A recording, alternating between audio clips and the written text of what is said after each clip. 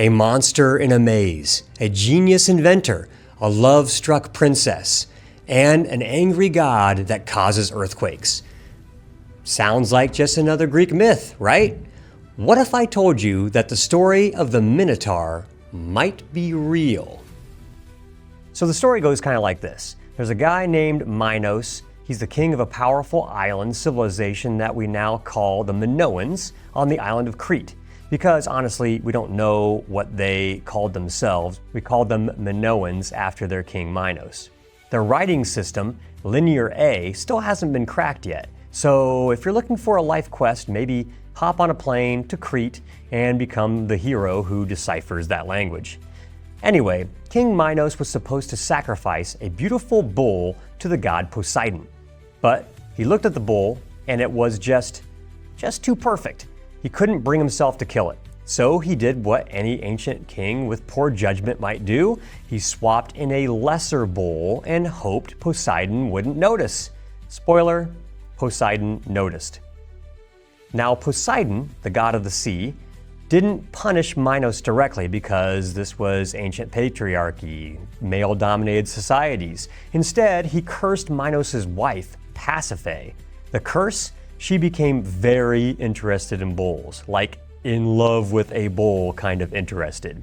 She called in the kingdom's top inventor, a guy named Daedalus, and asked him to build her a fake cow suit. I know, this is getting really weird. I'll try to cut to the chase here. Daedalus made the suit, she climbed in, the bull showed up, you can fill in the blanks, or better yet, don't. 9 months later, she gives birth to a half-man, half-bull creature we now call the Minotaur. And Minos, he takes one look at this kid and says, I don't need a DNA test to tell me that is not my kid. Minos wanted the creature gone, but killing it would offend Poseidon even more. So instead, he ordered Daedalus to build a massive labyrinth, a maze, under the palace. A maze so complex, no one could escape. The Minotaur was thrown inside. Problem solved, right? Well, not exactly. The monster was loud, stomping, shaking the earth. Minos panicked. To keep it happy, he decided to feed it the most innocent sacrifice he could think of, children. But not from his people, of course, from Athens. See, Athens supposedly owed Crete some sort of debt, so every 9 years, or every year in some versions of the story, they were forced to send 7 young boys and 7 young girls to be tossed inside the maze. Probably told them, there are puppies and candy inside, just walk to the center, you'll see it later on, and then you hear the screaming. Awful, awful stuff. Eventually, Athens had enough. A young prince named Theseus volunteered as tribute to stop the madness. He sailed to Crete, ready to face the monster. But before entering the maze, he caught the eye of Minos' daughter, Ariadne. She took one look and thought, that's a heroic jawline. That is one hunk of man right there. He was really into her too, but said, first, I got some work to do. I gotta fight this monster. Ariadne decided to help him out.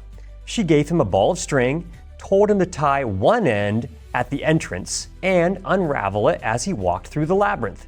That way, if he didn't get eaten, he could find his way back.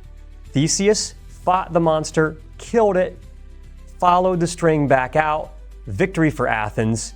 The Minotaur problem was solved, and Theseus and Ariadne lived happily ever after. Except they didn't, but that's a whole other story.